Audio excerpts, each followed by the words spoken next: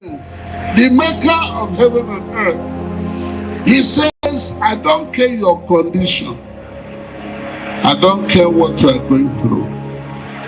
I don't care the difficulties you encounter every day. I shall bless you. You were created on purpose for a purpose. And tonight I demand that the purpose for which you were created must be fulfilled. Some people will go from here to a life of greatness. Others will go from here to a life of good health. I don't know what you're facing. This God you serve will intimidate your enemies.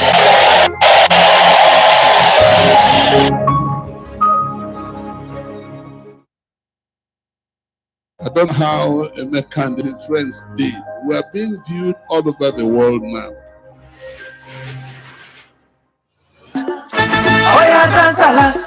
Hey, dance a lot. Receive your miracle, baby, oh, jagajo. Dance a lot, yo, jagajo. It's a miracle, something, oh. Dance a lot, yo, jagajo. Faith no be probability, yeah. Dance a lot, yo, jagajo. Assurance, now you. Dance a lot, yo, jagajo. I don't know how Emeka and his friends did. We are being viewed all over the world now.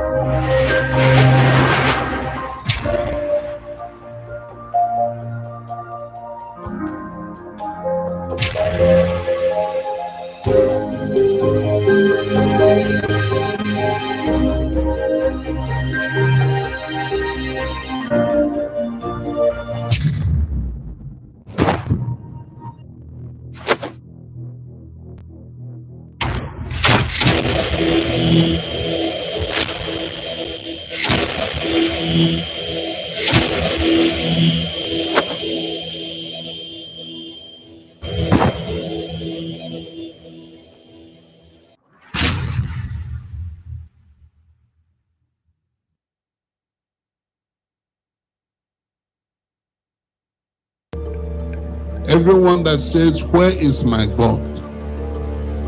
Others give testimonies. I have no testimony. And each of them shall have a testimony.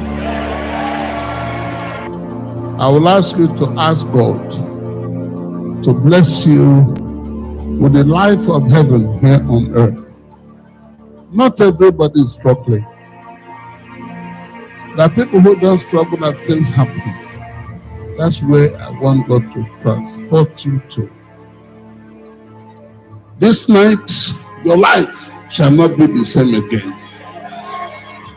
Wherever they are, now power of God, in the name of Jesus.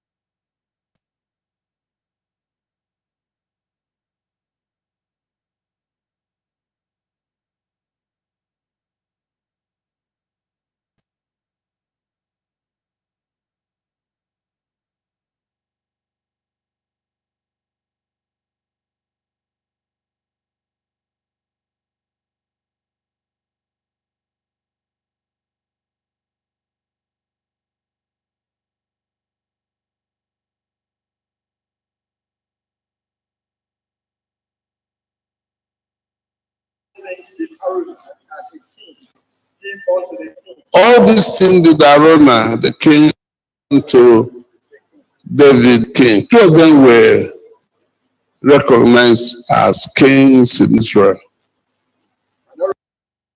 The Lord thy God accepts thee. There is something beautiful here. Every time you give an offering, make sure your offering and yourself be accepted by God. There's offering you give that God will reject.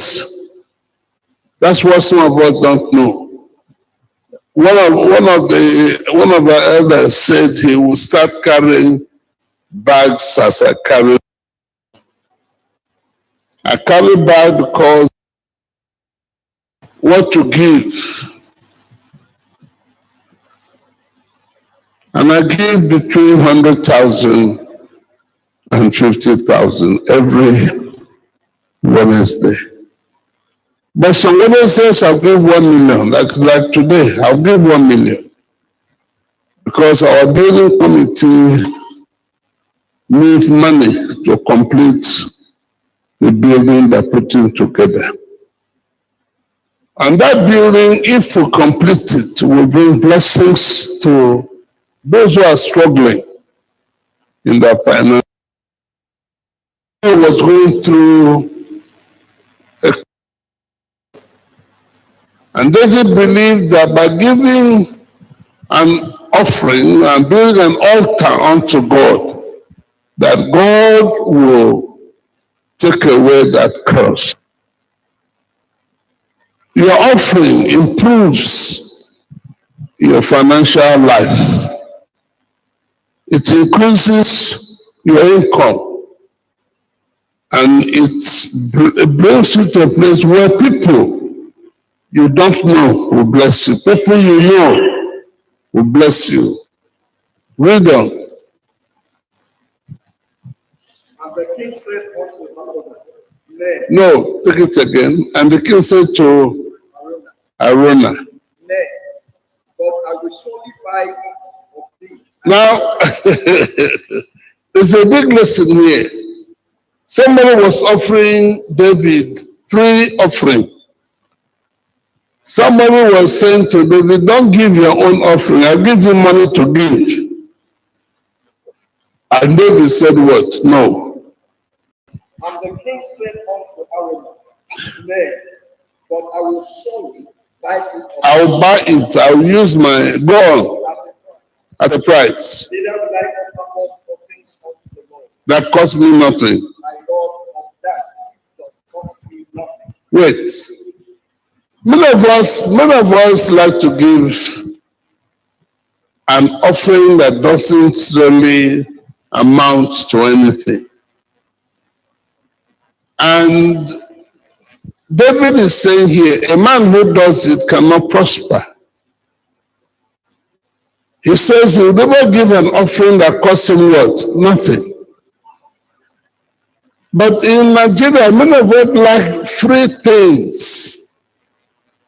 It's only in Nigeria that people do not pay their tax and they want good road, they want water, they want light.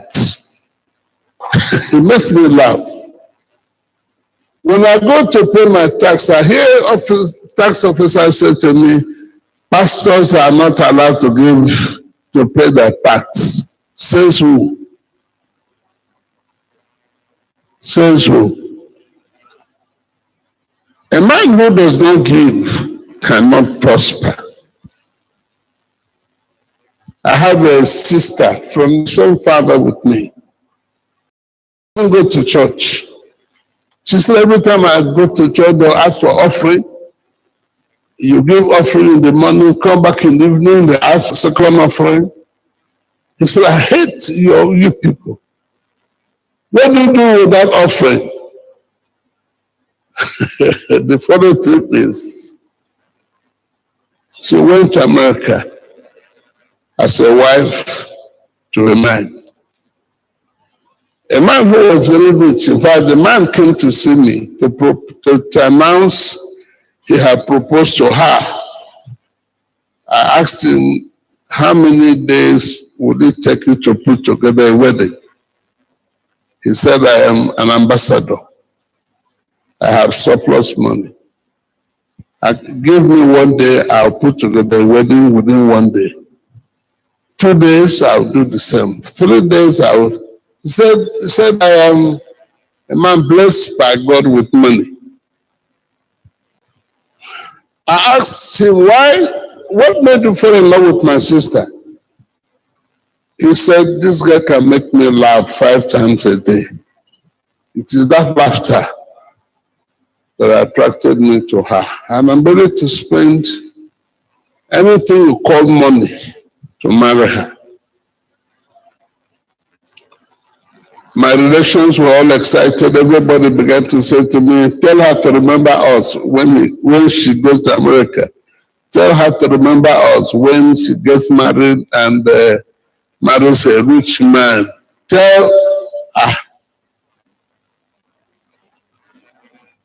Some people began to say our prayer made her to find such a wonderful man. It was a lie. Some other people were mocking her for being Reverend Uma's sister and find no husband. But then the man married her within 1 week, he died. And she became a house girl to one of the man's daughters. As I speak, the girl has sent her back to us. That she brought bad luck. That that this marriage did not last up to 1 month. And she's now back to Nigeria.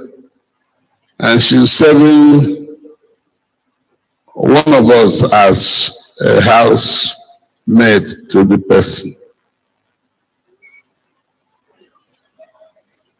What makes me laugh is people do not know. To prosper comes from God. And even the money you have belongs to God. The day you die, we'll collect the money from you.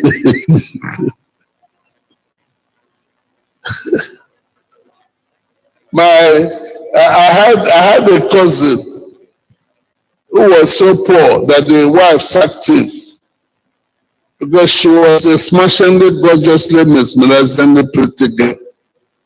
She said men will see her along the road and stop their car to hug her and will give her money. And she said my brother was so poor that they couldn't even provide money for food. The day this girl sacked my brother, he called me from Gabon. And I said to him, the God that preach blesses and he will prosper you. I will speak into your life. So I prayed for him.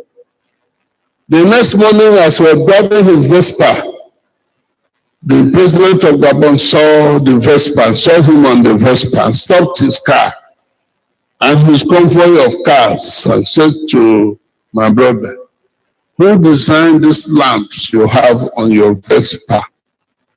My brother said, I did. The man said to him, from now henceforth, when I travel as president of Gabon, you will lead the convoy. I want to see this carrying so many lamps, leading us. Do you know my brother did that job, whatever was the job, did it for only 2 months. I bought 2 beautiful cars and brought me one. But, don't clap, he became sick. And he came to you and said, if your mouth can change my story, let the same mouth change my health. I prayed for him, followed that anointing and slept under the anointing for 2 days. And got well. I asked him to bring money for us to organize a Thanksgiving service to God. He said, the band that to play, how much would they charge? A good band will charge 200,000 for that kind of program in our place. He said, you mean I'll spend 200,000 just to thank God? My friend, he said, I'm not interested. That money is too much. That he knows a band that charges only 5,000. My brother, with the kind of money you have, why are you playing with God? Because next time you'll be sick, the same God may not allow me to pray for you. You know, 2 months after he became sick again, my prayer could not heal him. The sickness lingered, and the wife and the first son began to withdraw money from his accounts. You know how much he had in the account? 290 million.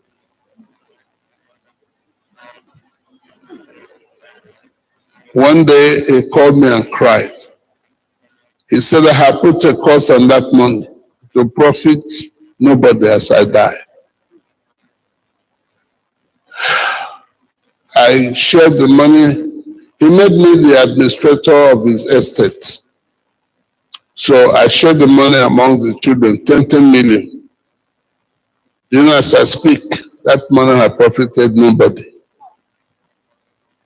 Many of us are just stingy when it comes to God. Who gave you that money? Why are you stingy to this God? It's because of ignorance. I have these 2 examples for you. My own sister, at the age of 40, an ambassador married her, rich with money. And I don't know if you know what Nigerians do when you marry a rich man. Everybody will become your brother, your special. You become special to everybody. But it's a lie. If God is not in that marriage, it will soon end. How could that ambassador have died within 1 week of that wedding? When I heard it, then I cried. My sister had no reason to insult God and insult us that all we're interested in is offering. That before you know it, they're calling for offering in the church. And that if you attend the church twice, they'll collect money from you twice. She says she will not be going to church again. As we speak, she's now a house girl to one of her sister's children.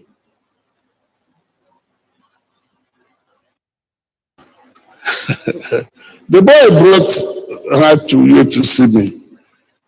I asked him, do you have money for your transport back? He said, this one I paid, I borrowed it. Borrowed money with which he brought this, my sister, to see me. What does that mean? It means I should refund that money. Am I correct? That's what she was saying. She said, look, I bought. You borrowed money from Oka to you. He said, yes. How much? He said, 5,000. I gave him 100,000. He said, try to add it to money so that she will trade with this 100,000, and I will use the additional money you give me to pay the debt we incurred when I brought her to you. How much was the debt? He said, what? 5,000. I don't know if you have noticed the grammar here. He was interested in You may bring out money. Well, to me, 5,000 is not a big amount of money. If I could give them 100,000, I can give them 5,000. When I brought out 5,000, he said, "Is that all? Can't you just add something so that after paying the debt, I will have food money?" That was the grammar he used, food money. I said, "Okay, like how much?" He said, "Any amount." Like any amount, like 20,000. He said, "Yeah, that sounds good, 20,000.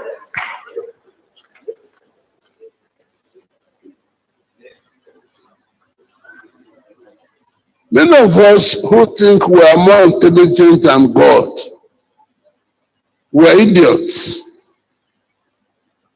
Because this world, this God designed, none of us can design it. Not even the whole world, just people here. Everyone here, God made you. Can you create somebody like the next person by your side? Is it possible? No. Even if you're a person, there are too many things God put inside you that nobody can do except God. I don't know if you know you have a camera. Once you see anybody, you can take that picture, process it, bring it back. He gave you what I call a house of wisdom. You can, well, I don't know how to cook, but I have a wife who, oh boy, she cooks more than a cook. Sometimes I wonder how my mother said that I wasn't allowed to cook. That the angel she saw the day I was born asked her not to allow me to cook. I begged her before she died, "Madam, teach me how to cook." She said, "No, let somebody else teach you, not me." So when people cook for me, I get puzzled. The food will look delicious. Huh?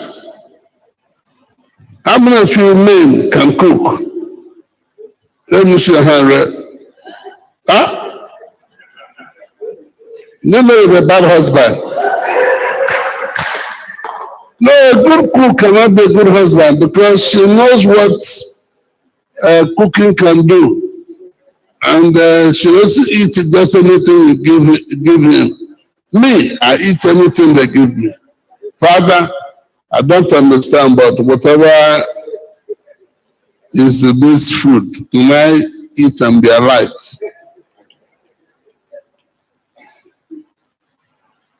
A man who does not know how to cook will be a good husband. Whatever they give you, you eat.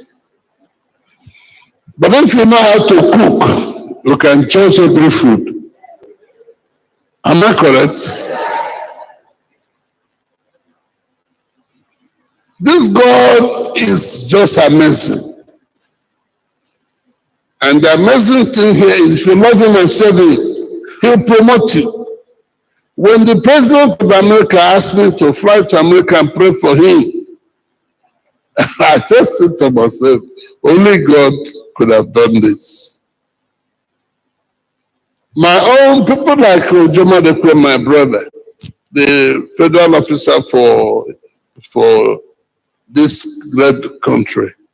When he heard it, you know, he gave money for every hotel in my place to close down and cook for whoever will come and celebrate what happened. We were serving he who is God. He has the final say. Do you know God will decide how long you live? Huh?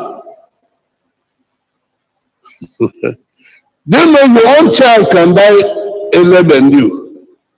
Your own child can die before you. Is that correct? No, you are not saying anything. Is that correct? Or your other brother may die before you. He had the power to decide when each one of us shall die. And therefore, David said, I cannot give an offering to God that costs me what? Nothing. By improving the offering you give to God, you are increasing your capacity to function as a rich man. Let me take a question from you. Anybody has a question for me? Men who go to God to say, we can't come to you empty-handed. Why will God prosper them more than others? Can we see the book of Luke chapter 8 verse 36? What does it say?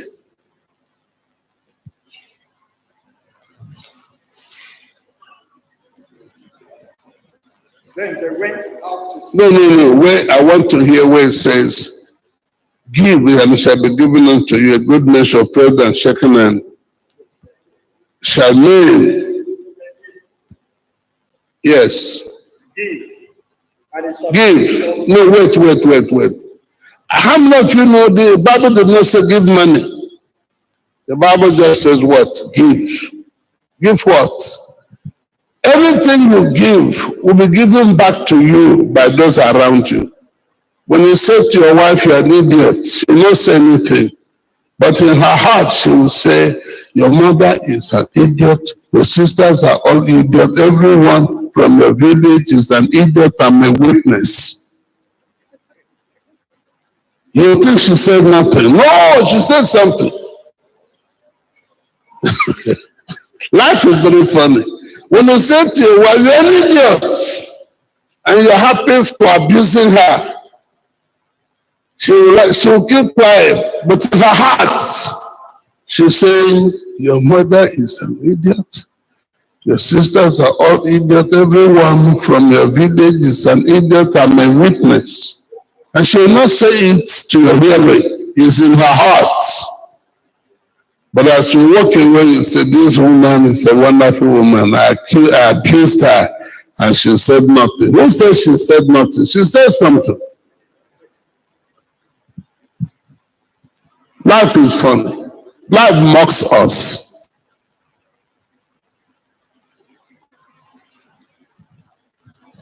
I don't know whether in your own village, those who love God in that village, do they prosper more than others? Tell me, and you don't have such people in your village. Where I come from, my own people who love God, even their children prosper more than others. And the funny thing in my own village, I don't know about your own, the shrines we have, every house facing that shrine, people die prematurely. In fact, as I speak, about 5 families facing the shrine in my village have all died. Everybody has died.